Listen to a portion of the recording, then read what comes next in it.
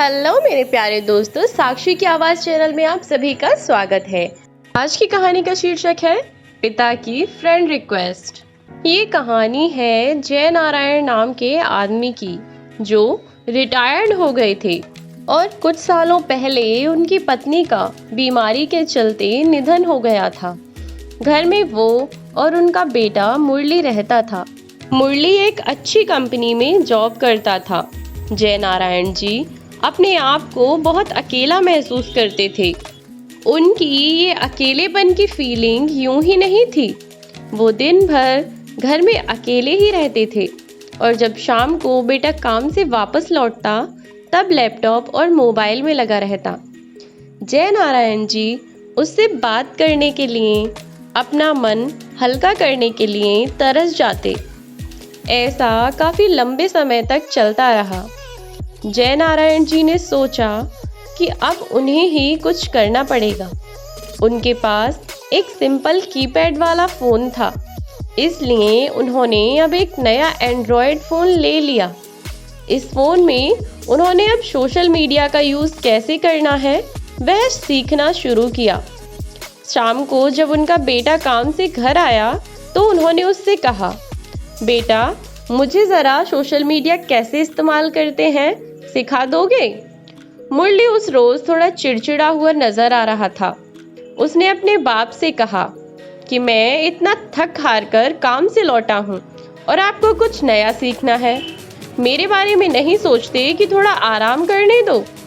जय नारायण जी अपने बेटे की बातें सुनते रहे, कुछ न बोल पाए। उन्हें अंदर से बहुत बुरा लग रहा था, लेकिन वह अपने आंसू रोके हुए थे। अगले दिन सुबह जय नारायण जी अपने बेटे के लिए उसके मनपसंद का नाश्ता बनाया। नाश्ता करते हुए बेटे का मूड अच्छा लग रहा था, इसलिए जय नारायण जी ने फिर से उससे कहा कि बेटा मैंने सोशल मीडिया पर अकाउंट तो पड़ोसी के लड़के से बनवा लिया है। अब तू मुझे बता दे कि इस पर पोस्ट कैसे करते हैं। अपने बाप की बातें सुनकर इस बार मुरली जोर जोर से हंसने लगा और कहने लगा, क्या पापा आप भी इस उम्र में कहाँ सोशल मीडिया के चक्कर में पड़ रहे हो? आप धार्मिक किताबें पढ़ो, भगवान का नाम लो। इतना कहकर अपना नाश्ता खत्म करके मुरली अपने काम के लिए निकल गया। जय नारायण ने उसके बाद भी एक दो बार अपने बेटे से सोशल मीडिया सिखाने के लिए कहा, लेकिन उसने अपने बाप की बात पर ध्यान नहीं दिया। एक दिन रात को मुरली पानी पीने के लिए उठा तो उसने देखा कि उसके पापा की कमरे की लाइट चालू है। उसे थोड़ी चिंता हुई, इसलिए उसने खिड़की से झांक कर देखा तो उसके पापा मोबाइल पर सोशल मीडिया पर कुछ पोस्ट कर रहे थे। वह वहां से अपने रूम में चला गया और सो गया। मुरली सवेरे नींद से जागा और जब उसने अपना सोशल मीडिया चेक किया तो वहां पर उसके पापा की फ्रेंड रिक्वेस्ट आई थी। फ्रेंड रिक्वेस्ट एक्सेप्ट करने के बाद जब मुरली ने अपने पापा का अकाउंट चेक किया तो उसमें सबसे पहली पोस्ट जो थी उसमें उसी के बचपन की फ़ोटो डाली हुई थी और लिखा था, हैप्पी बर्थडे बेटा।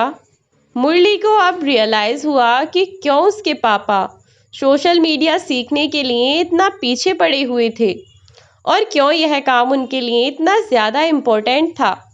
उसकी आंखें नम हो गईं। वो सीधा अपने पापा के कमरे में गया और उनके गले लगकर उनसे माफ़ी मांगने लगा। दोस्तों, हम उन चीज़ों को ज़्यादा महत्व देते हैं जो कीमती हैं, लेकिन अमूल्य चीज़ों को अनदेखा कर देते हैं।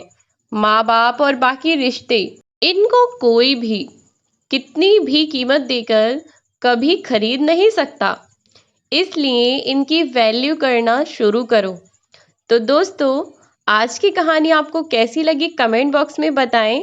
लाइक, शेयर और सब्सक्राइब करना ना भूलें। मिलते हैं अगली वीडियो में नई कहानी के साथ।